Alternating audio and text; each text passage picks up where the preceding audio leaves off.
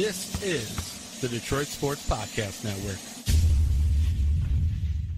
Hey, this is Brian Peña. I always join the Vito podcast, the best podcast in the United States. And Doc, as you know, one of our fine partners at the Detroit Sports Podcast Network is The Athletic, which is premium coverage for passionate Detroit sports fans.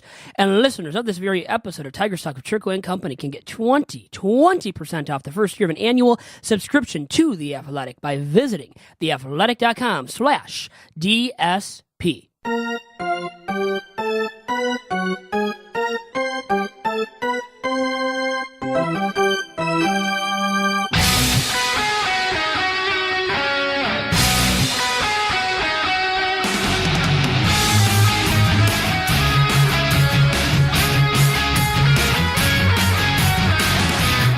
And welcome to the latest, the freshest edition of Tiger Talk with Chirco and Company. I'm your host, Vito Geronimo Chirco, alongside my usual sidekick and broadcast partner in fun, that is Doc from Doc and Jack, John Charles McElroon. John, how are you doing? Vito, always enjoy the week of podcasting with you. I'm glad you came into the studio right on time, and we got a lot to get into with the Detroit Tigers. You know, it was funny as we were prepping the show and kind of talking about some players in terms of the up and down nature of a long season. This really rough stretch for the Detroit Tigers, losers of 4 straight. They're now a season worst, 7 games under 500. We were prepping the guest that we're going to have on, a great guest from the USPBL, and then all of a sudden I got derailed. It is so funny, and I want to start the podcast talking about this, and I just got derailed. I was watching the game Monday night versus Minnesota, Ron Gardenhire's return. Everybody's talking about it, and the fact of the matter is that the Tigers are struggling. They are earning runs early in games, but then the offense kind of stagnates, and they're not able to capitalize on some opportunities, and they make some mistakes. Well, obviously, after every game, the media goes in and talks to the manager wherever he's stationed, and he does a quick presser, kind of recaps the game. Well, what happened Monday night was so funny, and I know we'll talk about it in terms of probably why he has this particular ringtone, but I think, and other people have now started to say it, this is probably the best 60 seconds in baseball postgame press conference history. I want to play it and see what you think, because I cannot not laugh at this. I just think it's funny all the way around. Playing baseball. Do you get a sense that the heavy use of the bullpen early in the season is beginning to take its toll or catch up with you in any way? No, no, not at all. I mean, we've had more bullpen arms, we've had less bullpen arms. Stump hasn't thrown probably 2 or 3 times over the last whatever. He's not tired. He just didn't find a strike zone. So, no, it's not about that. These guys are game on. They've been doing a decent job. Like I said, we just got to score some runs and take some pressure out of them. Might help. What kind of quandary are you in right now? You guys got to get out because it's Alavila. You might want to fire my ass. So why don't you just go ahead and get out and figure out your own answer? All right. Safe guy. Hey, Al. I'm in a press conference right now. You want to talk to him? Here, I can just put you on speaker right now. You can answer for me. You sure? All right. You're going to want to talk to you guys. Now, come on, Vito. I sent you a tweet, and I was like, no, you cannot have Kelly Clarkson as your ringtone as a manager of a baseball club. That is funny on so many levels. Now, look, I know he had a health scare. He was, an individual that went through a significant health crisis. I'm not going to get into all that, but I understand the notion of the song, what doesn't kill you makes you stronger. But I would say in that situation, when the media's coming in, as others, obviously with the World Wide Web, you got to put your phone on silent, especially when the boss calls. That's what's playing in the background. Kelly Clarkson. You can't find anything better than Kelly Clarkson, and this is coming from a guy that likes a lot of female artists, but I don't know if I would have that as my ringtone when I'm the manager of a Major League Baseball club. Right? How would you describe that? Is that funny? Is that weird? Is that a little bit like, I get the message, but it's a little unusual? Yeah, from how old of a dude is he? 60-something-year-old dude, right? Exactly. I mean, would it be more hilarious if Jim Leland had the ringtone? Probably. Or maybe somebody even, older, maybe even more old school. But Gardy really is a old school manager. That's what makes it so funny. He's a guy that's full of grit, brings the grit, wants his team to be gritty, right? To bring the energy, to be hard-nosed, to fight hard. And guess what? And then you have Kelly Clarkson, a female musical artist. Nothing against a female musical artist, but you're the manager of a big league ball club in the majors. And you have Kelly Clarkson, what doesn't kill you makes you stronger. And I guess that's almost the theme of the Tigers season, maybe a mantra they want to live by and play by. But then I'm thinking, still, you're the manager. You probably should not have that ringtone, Doc. And then you realize right away that obviously someone told him. He changed it right away. Look what he changed it to. Score some runs and take some pressure off might help.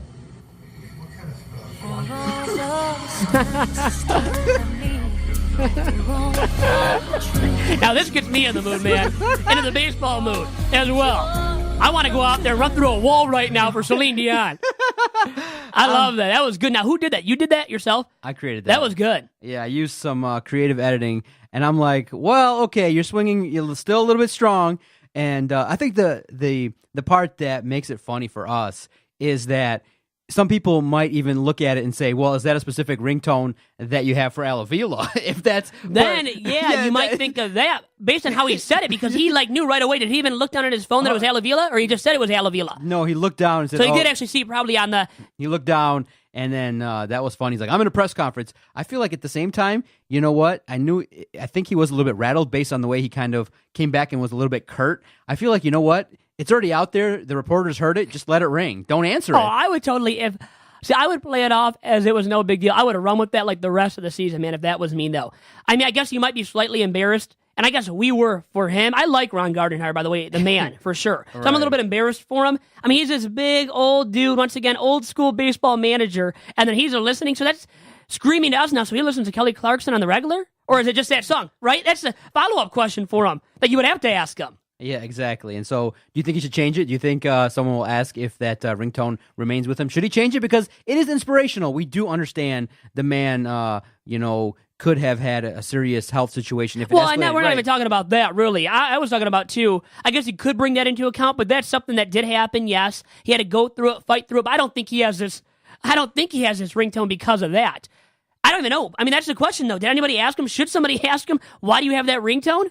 What's the meaning behind it for you, Ron Gardenhire? Well, we can make an assumption that what doesn't kill you makes you stronger. So you think it's based off of the fact that he had cancer? Okay. Exactly. I think it's a health matter. And also, too, I think it's a good mantra. It's just not for a cell phone for public consumption. I just thought that was funny. Well, I saw it live. I was watching did you? it. Yeah. My wife was like, why are you dying laughing? I'm like, no, the man. It's just, it felt to me, when I heard it live, it felt to me like this just cannot be the ringtone of a manager of a Detroit baseball team. I felt like it needed to be a little bit harder. And so I want to get your review of this. Yes. In that I think it would have been drop dead classic if Ron Gardenhire had this as a ringtone, because Jason played it on the latest edition of the Motor City Sports Rant.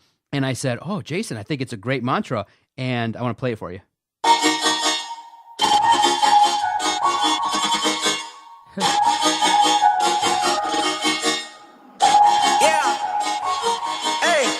I work hard every motherfucking day.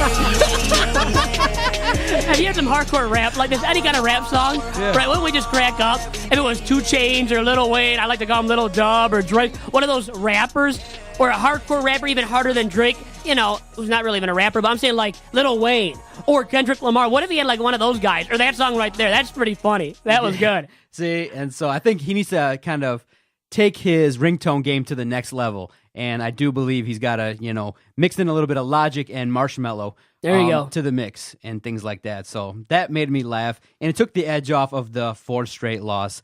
Tough times, Vito. It was really weird, too, in that people have noticed that, the Tigers in that first game versus Seattle, they handled their business, they played well, and they were poised to do some things. Then all of a sudden, you got Michael Fulmer on a Friday, and you have the ability to go out there, and you have a 4-0 lead. You're getting into the middle portion of the game, and unfortunately, Michael Fulmer walked some batters, and they lost the Friday contest, and they lost the remaining games of the series. The Sunday game was probably a real tough one in that Shane Greene had the opportunity to close the game out with a 2-0 lead. He has a 0-2 count in his favor, and unfortunately, he throws a really bad, regrettable pitch, a slider that was taken deep, and the game was tied, and Seattle went on eventually to win the game. And so now the Tigers sit at 20 wins, 27 losses. They're starting to kind of show what they really are with mistakes, inconsistent offense, They're not able to get, and they haven't been able to in the last week. I guess the best way to summarize it is, in the last week, they haven't put together, a bunch of complete performances where the offense, defense, pitching, and the bullpen have all come together. And what's unfortunate is a lot of guys are struggling all at once. And it made for, if you look at the week that was, really an unfortunate week. I feel like, I know they're not way out of the playoff push because Cleveland's under 500 too. They're still in third place. The Tigers, I think, are 3 games back of first place at the time of this recording. It's not devastating that they're going through this, but it's unfortunate in that you're starting to see, wow, when the Tigers play bad, they play real bad. And they really haven't put together, like you said, really a solid game from the first inning through the ninth. That's been a large, glaring issue with the Tigers, really a glaring issue of late with the Tigers. And then, like you said, Michael Fulmer, I almost have to bring him right to the forefront. Most notably, his struggles have really been, presented at large to the Tigers fans, to the Tigers organization, as he has struggled for the last 3 starts now for himself. He has gone downhill so much, he's had an ERA of 7.71 in his last 3 outings. Think about that. From what he was like a guy with an ERA under 2. His previous 3 outings before his last 3 recent outings. And now, from that ERA under 2 to this, to an ERA of nearly 8, an earned run average, that is, of nearly 8. That screams at you, to all of us, Doc, that he is struggling and struggling mightily. And right now, honestly, there's no doubt about this in my opinion, Doc, Matthew Boyd is the ace of the Tigers' starting pitching staff. No doubt in my opinion. Yeah, Vito, he did really well. That performance Thursday in front of his friends and family. Yeah, Seattle native, yeah. That was awesome to see, right? How did you react to that? I feel like, you know what? It's nice, a nice shot in the arm to the team. I felt like the Tigers should have, in essence, taken advantage of that and rode that into the weekend, but they just were not able to, and they really wasted a couple good performances from Liriano and Fulmer. That's what made it disappointing, is that some people will argue that we can start getting critical, and maybe we'll do that after our guest, of some moves that were made by Ron Gardenhire. The manager has been utilizing his closer pretty straightforward. Ron Gardenhire hasn't been showing the willingness to use other guys in different positions, meaning that there's such a thing as a high leverage moment and a situation where, you're up 2-0, you're doing okay. You maybe could have used Jimenez on Sunday and saved Shane Greene, who's been used quite a bit. And you look at it and you say, well, there's certain situations in which now we're starting to see defensive lapses. You saw the Leonis Martin play, which was really unusual. You're seeing base running mistakes, and you're starting to go, well, we thought this kind of stuff, at least fundamentally, would be buttoned up now 50 games into the season. But in terms of the week that the Detroit Tigers just had, you're starting to see when things unravel, they unravel quickly, and it's unfortunate. What do you think was the biggest factor, 1 or 2 of the biggest factors that caused this 4-game losing streak? You know what? I would say that you saw at times where you just had some mental lapses. You had too many of those mental lapses, which is not a good thing to see from a Major League Baseball club. And I would say that was most glaring to me, honestly. And then, Fulmer recently, once again, has not been good. Guys have gone on the disabled list. Miguel Cabrera is still on the DL. You're relying heavily on a guy like John Hicks to keep hitting, he's done great thus far. Really a bright spot in the Tigers lineup, which hasn't been the most consistent bunch all season long. So you got to really speak of him and what he has done. Really extreme significance for the Tigers, hitting for power too, driving in runners. So he's done a lot of good stuff. Castellanos is back now. But Leonis Martin, at times since coming off the DL, hasn't looked the greatest. He made that blunder in the outfield. You see some mishaps on the base pass. JaCoby Jones still doesn't look the greatest on the base pass. Last week, I believe it was, when he lunged into first base, running down the first base line. Why the heck are you lunging into first base? You know better. You're a major leaguer, and then he does that.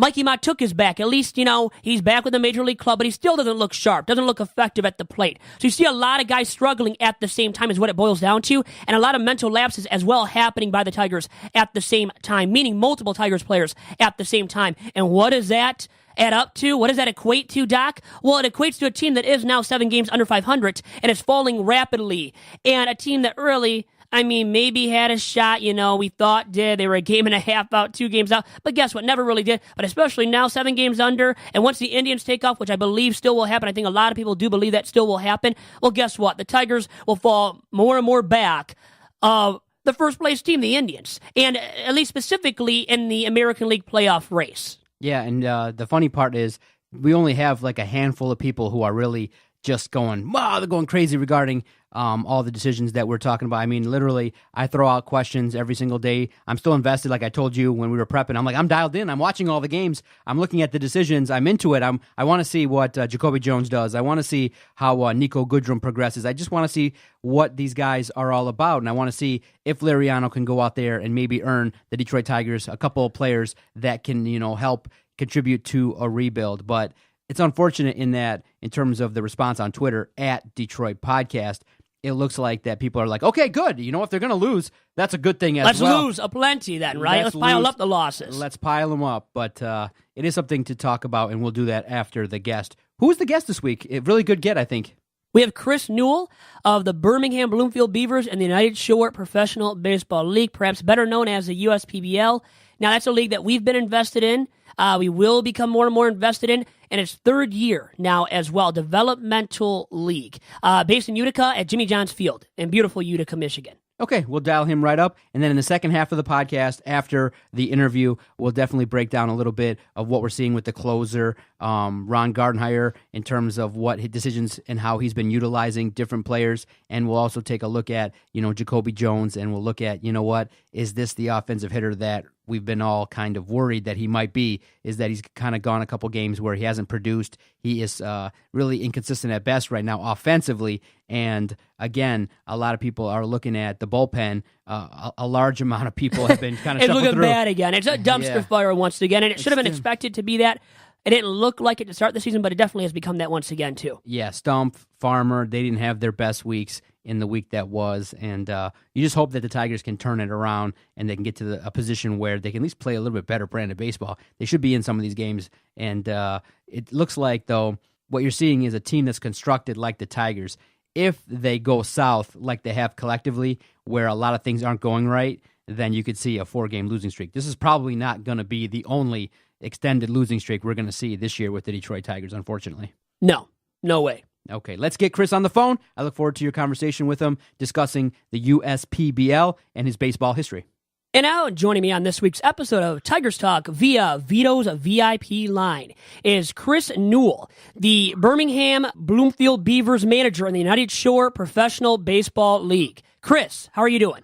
I'm outstanding, fellas. How are you guys? Great to have you on. And let me also say, the defending champion, Birmingham Bloomfield Beavers. So, hey, congrats on that honor. That must mean a lot to you as well. Well, I appreciate that. It was, it was a very fun year, to say the least. We obviously had some ups and downs, started off slow, but, made some key moves and stuck with some guys and obviously it culminated in a championship. Anytime you win a championship, it's rewarding as heck. So, Chris, first and foremost, how did this gig in the USPBL with the Birmingham Bloomfield Beavers come to be for you?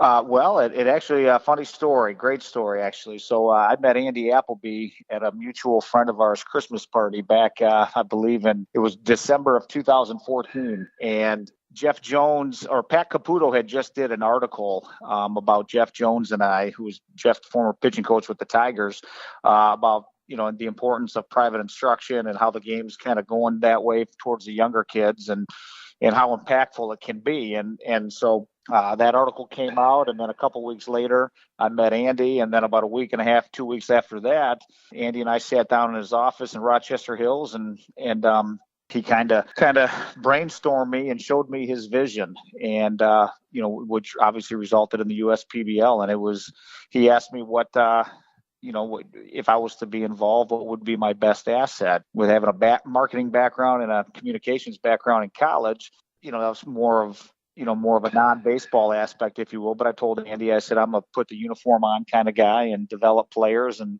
manage a ball club. And then obviously the rest is history. And here we are today. So how did everything that you do leading up to this gig prepare you for the moment to become the manager of the Birmingham Bloomfield Beavers? I know you managed in the Frontier League. You were a scout for the then Tampa Bay Devil Rays, who are now the Tampa Bay Rays, obviously. A scout for the New York Yankees. You run this private instruction company called The Player's Edge. How did all these gigs and opportunities for yourself and experiences in the past prepare you for your current gig with the Beavers? Well, it all played into one another, and every little bit helped and was a stepping stone. And I think certainly having the professional background as a player and being in scouting and developing some high end guys like DJ LeMahieu and some other guys, it was, and having that stint back in 2003 as a manager, which had given me a little bit of prior experience, that obviously I think laid a foundation. And back then, I was a fish out of water, but today I think I've made some of those adjustments, and so far so good after 2 years. Now, you said that last season, the season started off a little bit rocky, but you made a couple of key moves that really worked out for you guys. What were the moves that were made, and how did they help your club get to the title? Well, some of those key moves were, guys that were struggling, that were kind of out of place, if you will, kind of in over their head. We made some changes with them. We let those guys go, and we brought in some other guys, and once the draft came and went, there was a lot of good players that went undrafted and missed, if you will. And so I had my eye on some of those guys and offered them a contract. They signed, and they came in and were integral parts right from the beginning. So it was kind of, we starting off 0-6, and then we were 3-12, and wasn't looking so good. And then we just got hot, and we just kind of never looked back. Chris Newell of the Birmingham Bloomfield Beavers on Tigers Talk this week via Vito's VIP line. And Chris, I hear some bats in the background. I hear some contact being made. Are you training some guys right now, actually, currently with the Players Edge? I mean, it sounds like you are. I am. That's exactly what I'm doing. I got a little 11-year-old right now hitting off the tee, getting loose. He's a nice little player in the making. Very nice. And what do you emphasize, by the way, with these guys? Like, what are maybe 2 or 3 core principles that you emphasize with these guys that you train at the Players Edge? Well, the big thing is that I'm a big fan of being the complete student athlete. You have to, I ask every kid how their grades are. That's first and foremost. Reality of them making a living playing this game is not very good, but if they can get the foundation of working hard in school and prioritizing that's my biggest thing. But on the baseball side of it, Vito, it's about hard work and every day persevere. This game will knock you down and spit you out, and just like that. And it's it's the guys who persevere and get back up, and those are the guys that always end up having success. So for a guy like me, those are my 2 big core principles, and I will live and die by that. With that being said, how important is mental aptitude and mental toughness in the sport of baseball? Everything. You don't have to be the most talented kid. What you have to do is you have to be able to be tough mentally, because as I said, this game's about failure, or it's based on failure. And I've said all along, how you deal with failure is ultimately how you're going to be successful. And the reality is as soon as you decide to put a baseball uniform on, you're setting yourself up for failure. So I think when guys can understand that, it becomes a lot easier. They realize it's not just about getting a hit or not getting a hit. Maybe I had a good at bat. Maybe I moved a runner over, or maybe on the pitching end of it, maybe I threw 70% first pitch strikes and I pitched the contact and utilized my resources that way. So, it's always the game within the game. And that's, we were a big stickler on that and try to teach that, because so many of these young players, whether it stems from at home or, in the car ride after a ball game, it's either black or white. You got a hit or you didn't. And that oftentimes people think that's what dictates whether they were successful or not successful in that particular game. And so our kids, our guys the kids that we train, they understand that there's more to it than just getting a hit. There's the proper way to play the game. And anytime you can be classified as a baseball player, that's a coach's dream in my mind. And now, speaking of training guys, what was it like training Colorado Rockies second baseman DJ LeMahieu, a Birmingham Brother Rice product who has since become the 2016 National League batting champion and a guy that's been a 2-time All-Star? So what was it like training him, Chris? And did you ever envision him becoming as great of a hitter as he has become at the major league level? Well, you forgot 2-time Gold Glove winner, too, by the way. There we go. That's very important to emphasize and to mention as well. Yeah, you're right. But Vito, he was great to work with. He's a very quiet kid, just prioritized. He knew what he wanted to do. He knew how to get there. Nobody worked harder than that kid. And I love telling the story. He had 2 great stories when he was younger growing up. One thing was he always said, baseball better work out for me because there's no chance I'm ever going to wear a suit. So that was motivation right there for himself. But the other side to it, he was a heck of a basketball player at Brother Rice too. A lot of people don't realize that, and there was countless times that I'm getting ready to finish my last lesson at 8:00, 8:30 at night, and I'll get a text from him. He says, "Hey, I'm at halftime of our basketball game right now. Any chance I can come and hit with you afterwards? It might be about 9:30, 10 o'clock." And of course, the kid wants to work that hard. I'm not gonna say no. So we've got a lot of great memories with him. He's comes from a first class family, and he's just treated everybody right along the way. And he's obviously he's a huge part of where I'm at today, whether he realizes it or not. And you have to be dedicated to your craft, ultimately. No matter what else you have in your life, you've got to, focus on the ins and outs of your game, of your craft, no matter what profession, no matter what industry you're in. And it seems like DJ LeMahieu, playing basketball and texting you at halftime that he, wanted to get some reps in and wanted your help, was trying to pick your brain again, and always wanting to get the reps right is so important when you have a guy like that. And usually that's indicative of the fact that the guy is going to turn out to be something at some point in his life, too, in that given craft. Oh, there's no question. And, another comment that he made to me along the way is he said it's fun getting better, and which means this was never a job to him.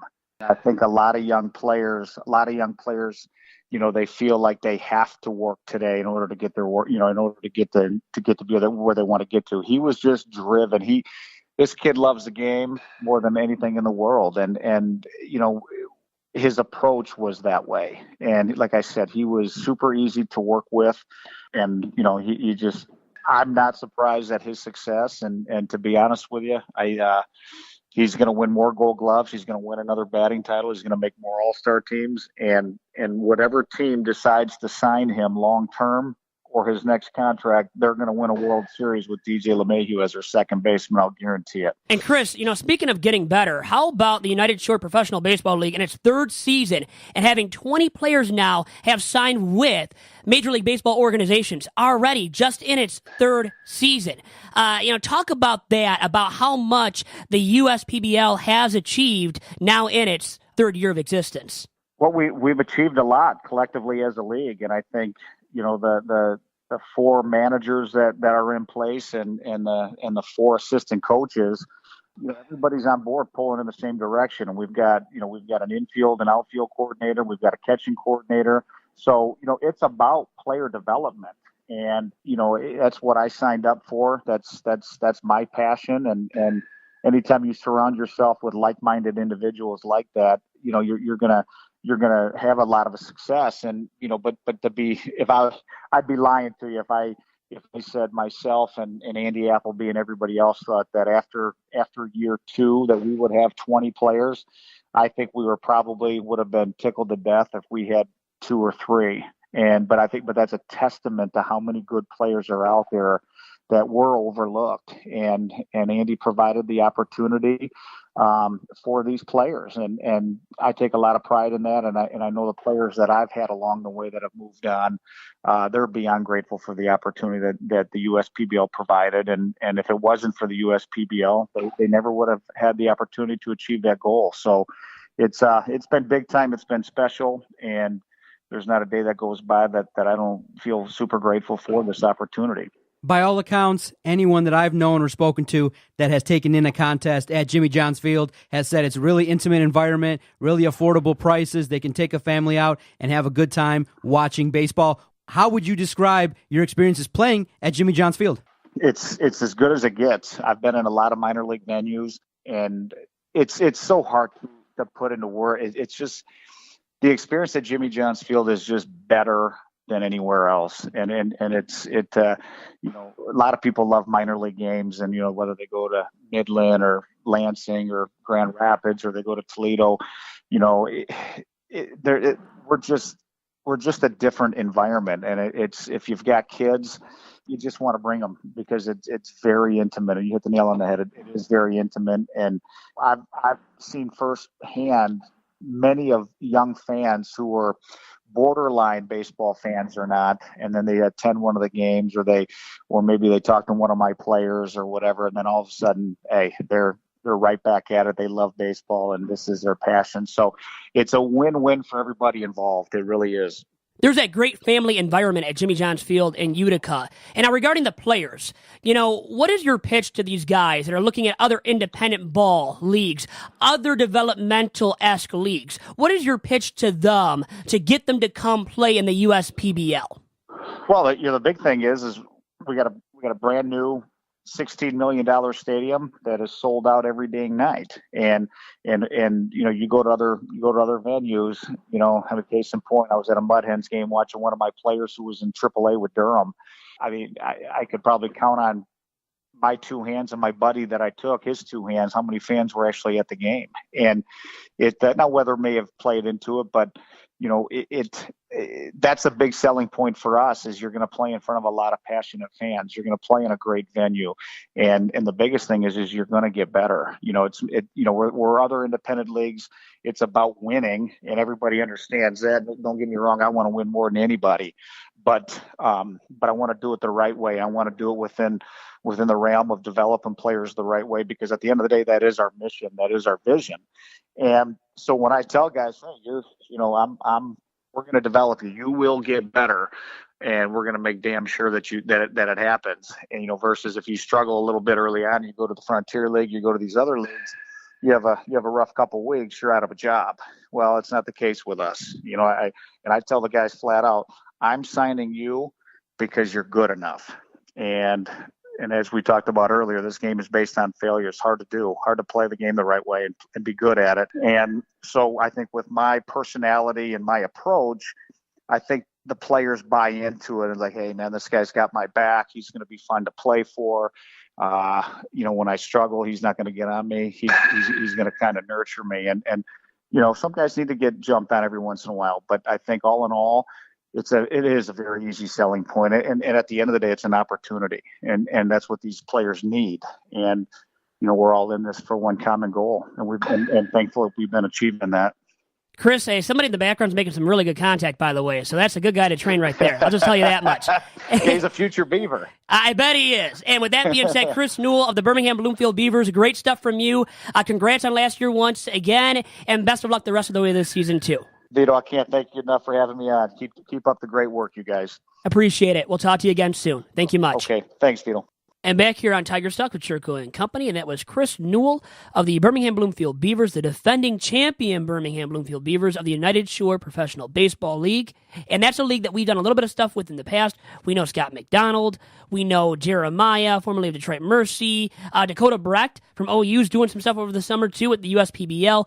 Beautiful stadium and venue for developmental baseball in Utica, Michigan. Nice. I enjoyed the conversation. I feel like now that we touched base, we got a chance to learn about him as a scout in other organizations and what his philosophy is as a manager. That was interesting in that he's got a marketing degree and that he was approached at that. It is interesting how sometimes people come into opportunities and how they take advantage of it. And look, they won a championship last year and now they're kicking it off. And in the end, like anything, it's a people business. You got to actually go out there and handle your business. And the USPBL is a very entertaining product. It's a minor league system here now in Utica. You can go out there and really take a family of four affordably and watch some good baseball. And like you said, 20 of the athletes have moved on and moved up into other organizations, and that's really good if you're marketing yourself as a feeder system and an opportunity to grow baseball players. And like you said on the preview when you went out there to Utica on Media Day, they have opportunities now to grow and expand across the country, and maybe they'll go out to places like Colorado if they look to expand. Expansion's key, and man, he said $16 million for that building.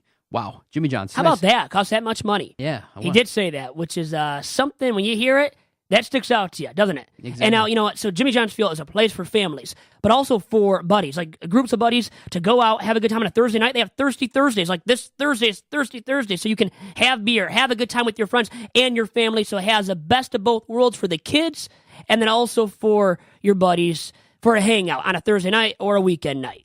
All right, Vito, let's take a timeout. Thanks again to Chris Newell. We look forward to talking to many more of the athletes and managers in the USPBL. We'll come back and we'll talk about the Detroit Tigers and look at some of the issues that they had in the last 7 days.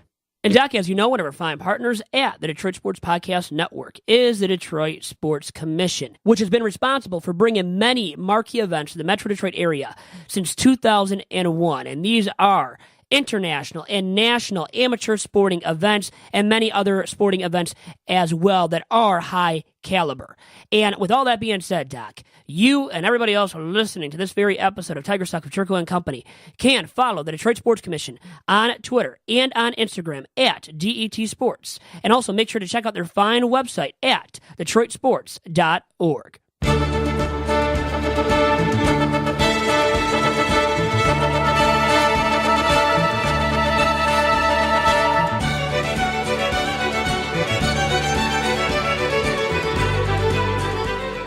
And back here on Tigers Talk with Chirco and Company, I'm your host, Vito Geronimo Chirco, alongside the Doc from Doc and Jock, John Charles Macaroon. And John, we had a nice interview there with Chris Newell of the United Shore Professional Baseball League. He is the skipper once again of the Birmingham Bloomfield Beavers. And now moving on to some more Tigers Talk. And what do we have on the docket for the second half of this week's episode, Doc? Well, a lot of interesting stuff. Let's first dive into Ron Gardenhire. A lot of people are starting to pick apart some of his decisions, when and how he has been utilizing the closer position.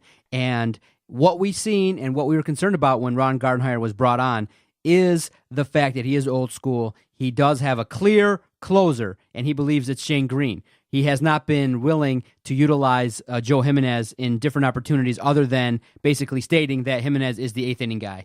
And he hasn't taken advantage of the fact that Jimenez has done really well, and he threw out there Shane Greene on Sunday, and unfortunately it was not a good thing in terms of the results. Shane Greene has been decent. He's been okay as the closer of the Detroit Tigers, but on Sunday, 0-2 count, you're up 2-0 in the ninth inning. You can't leave a hanging meatball like that, especially in that count, and it was a tough thing. And Shane Greene has, in the opportunities that he's had to close games where he earned the save, it's been a roller coaster, giving up hits and walks and things like that. So we look at it, and I want to ask you, do you feel like maybe Ron Gardenhire does have to be a little bit less stuck to the notion of, I got a closer, he's in there in the ninth inning, and maybe be willing to utilize Jimenez in different positions? And I even asked on our Twitter page at Detroit Podcast, should even Jimenez just be right now put into the closer's role outright?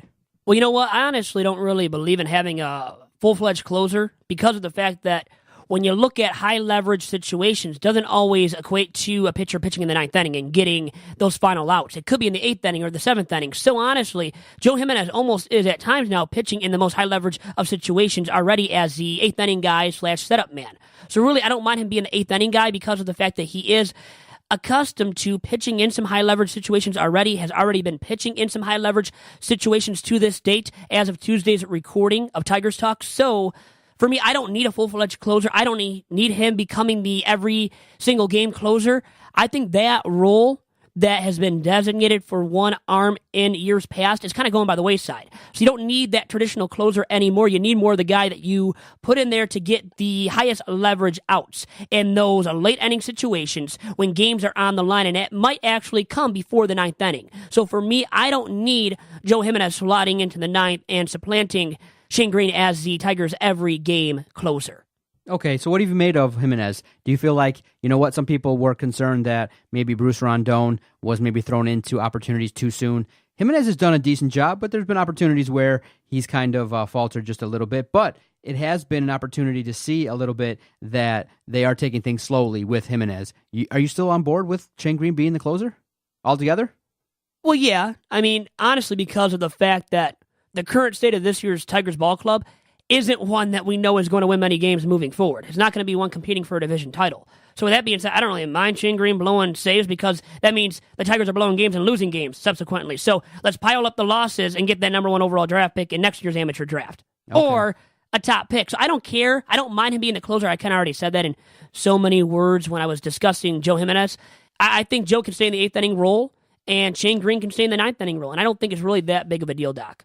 Okay, I can agree. A lot of people did message us saying that they were in support of Jimenez being the closer. Interesting stuff there on that front. A player I definitely want to continue to look at and evaluate is JaCoby Jones. It's been a tough road this week for him. Hasn't been the best of weeks for him. He had an offer on Monday's game. And if you look at that lineup, Vito, if you look at the box score from Monday's game in Minnesota, What an awful performance. They got the 2 early runs. They got the home run from Castellanos, and then you look at it after that, after the 3rd inning, the Tigers just kind of wilted. It was like the performance went away. Nothing really of substance came to fruition.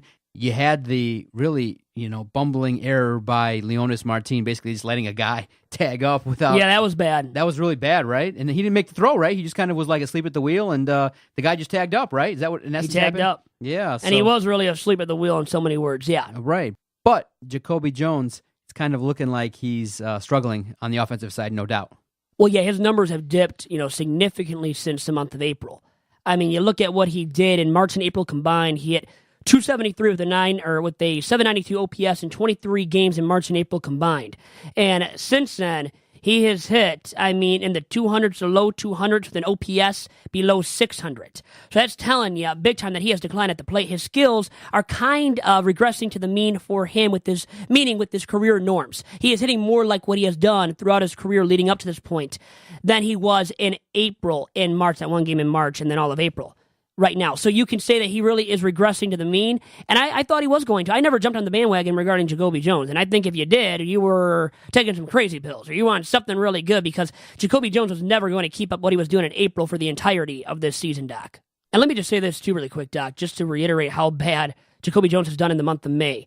Well, in 19 games leading into Tuesday's recording, his batting average is below the Mendoza line, meaning below 200. His OPS is 533. That is darn bad. That is, as bad as he really can get, and that is minor league-esque. That is DFA-esque, meaning he's a guy that could be a DFA candidate. If he wasn't a young dude, a guy that they think is up and coming, he's a guy that probably would be DFA'd. He's been doing that bad in the month of May, Doc. Ron Gardenhire did make it a point to say that they are welcoming Leonis Martin back. He is a guy that early in the season had shown some promise, and we'll see as the weeks progress what he does coming back into that lineup.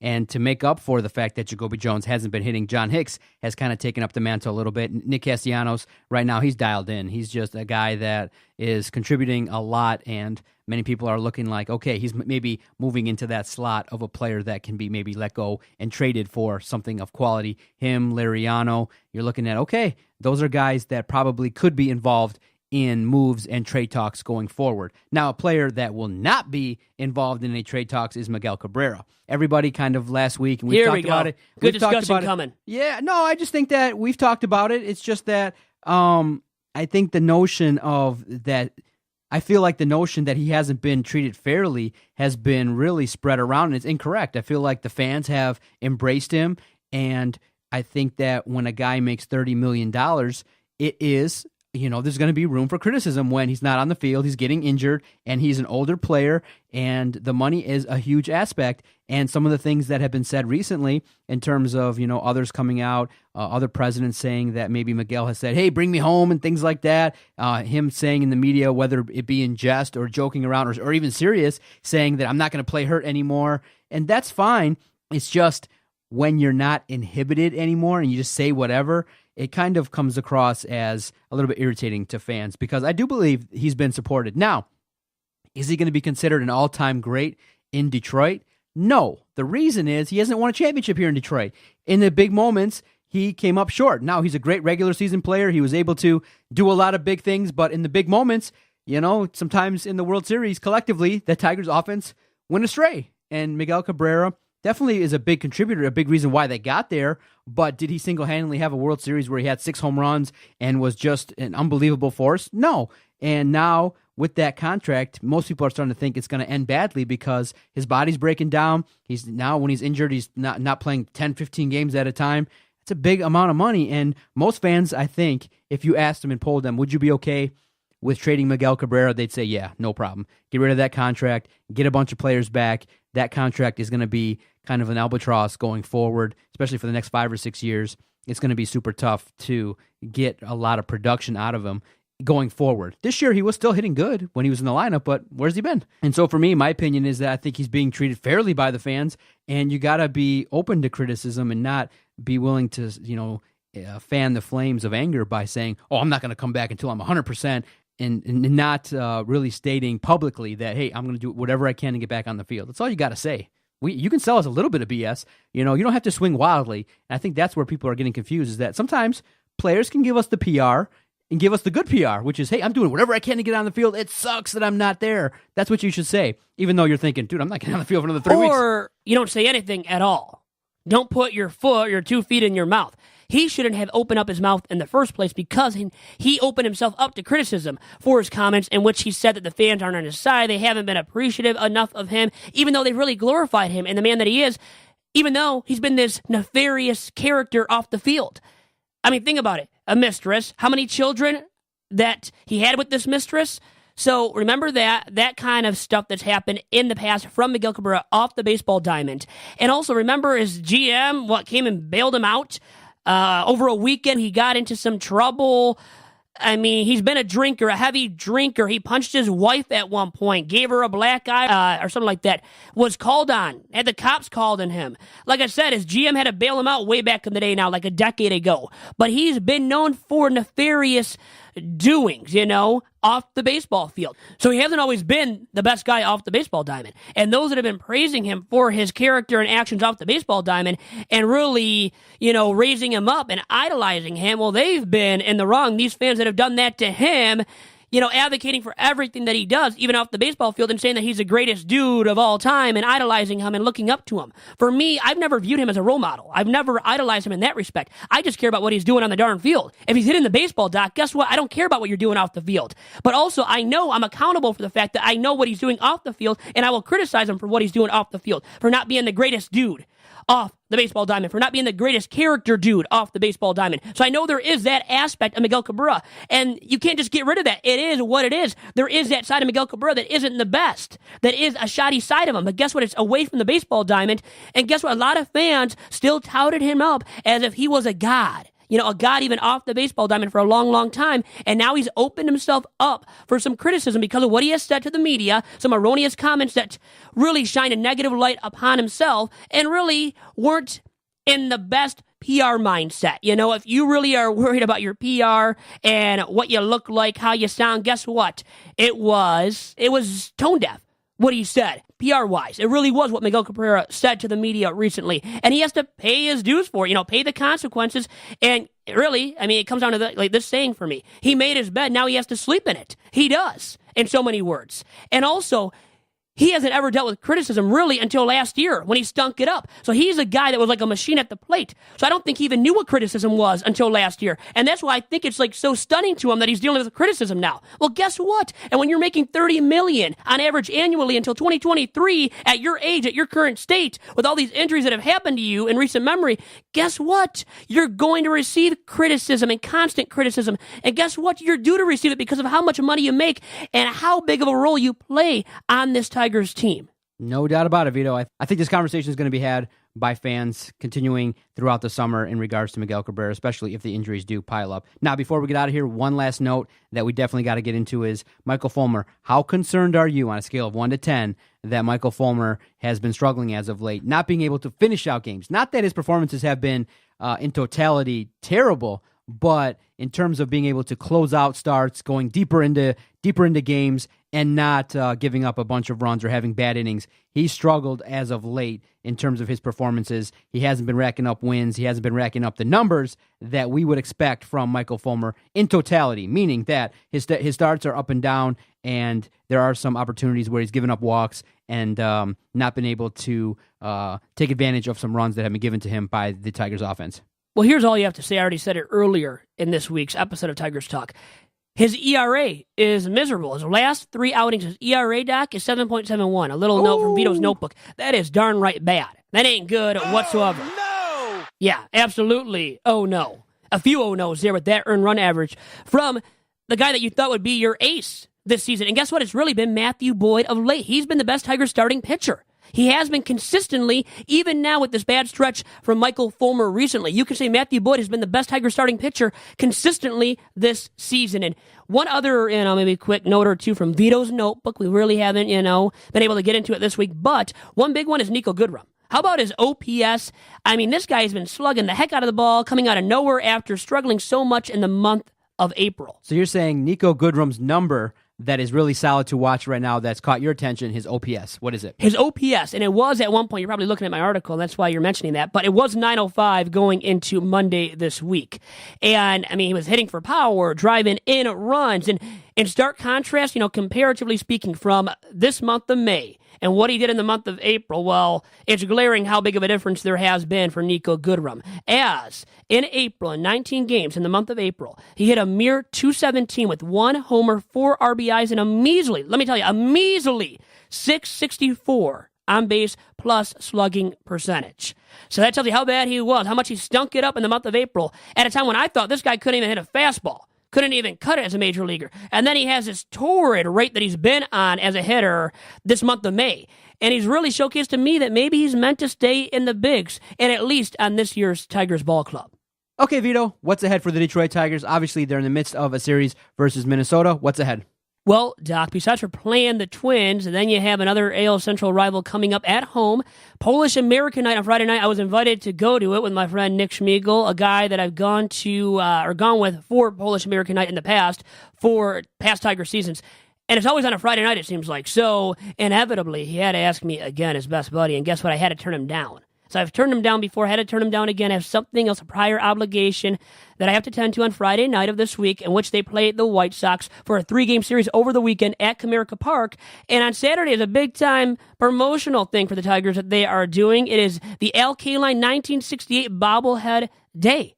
4-10 against the White Sox. And on Sunday, guess what? So you get a bobblehead of Al Kaline on Saturday, and then for Sunday's game at 1:10 against the Chi Sox, you get a bobblehead of Nicholas Castellanos, Doc. So you go from Al Kaline, Mr. Tiger himself, to Nicholas Castellanos, back-to-back days of receiving bobbleheads of notable Tigres. What do you think about that? I think I would rather have the Al Kaline bobblehead. I guess somebody will take and enjoy the Nicholas Castellanos bobblehead, but that's not really the discussion point here. It's about what they have to face. And with the White Sox, Doc, really quick, not a lot to face there. Not a lot to really scare you away as a ball club. And I would think, God, you're at home. You would think they can take 2 out of 3 at home. And really, they've been a relatively good home ball club this year, too. That's the note I want to leave on, is that the Detroit Tigers got to do a much better job playing on the road. Yes. Once they do that and they can get better, more consistent, and more contributions from a bunch of more players on the road, then we can get back to some winning ways. And it's okay.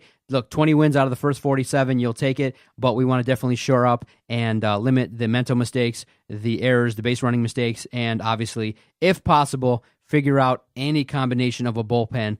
And like Jim Leyland and others have told us, you can mask a terrible bullpen if the starters can go deeper into innings. Yes. And that's what hopefully they can do going forward, man. That was a good podcast. Went by just like that. We went 50 minutes, man. That was good. And then Mike Trout and Shohei Ohtani next week. So when we record next week, we have the Halos at home at Comerica. I will be at Tuesday night's game. Next Tuesday's game, I will be there with the aforementioned Nick Schmiegel and a few other buddies.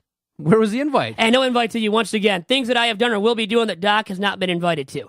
Sorry that you will not be a part of it. But next Tuesday night, I'll be there to watch the Halos, who are a team that has been competing for the American League West division crown thus far this season. And a few great stories here. Mike Trout's having a career season, by the way. A guy that's won 2 MVP awards is having a career year in 2018. This guy might win another MVP. Shohei Ohtani, 2-way stud. How about his start on Sunday? Had a great start on Sunday. He's been dominant as a pitcher and been a pretty productive slugger, this season. See, I'm sitting here, I'm thinking, man, I'm disappointed. You didn't even offer to go with your co-host and a good friend of yours. At least I like to think. But you like to think it, yeah. You can keep thinking it, by the way. It's the day after Memorial Day, and I'm going to actually have a couple days off. So I got to get back into the groove at work. So I would not be able to because I have later clients. So I would not have been able to partake. So God, man, I'm bailed out now, right? And actually, I didn't plan this event. Nick Schmiegel invited me to the game. So Nick was doing the inviting, not me. I don't want to make you cry here at all. It's okay. Listen to Two Bad Hombres, and you can see me really cry and get offended by everything you do and say to me. I love doing that to you, Doc. For Vito, Chirco, this has been the Tigers Talk Podcast. If you've enjoyed what you've listened to, support the other shows on the network by visiting DetroitSportsPodcast.com. Vito, great job. Thank you much. Adios.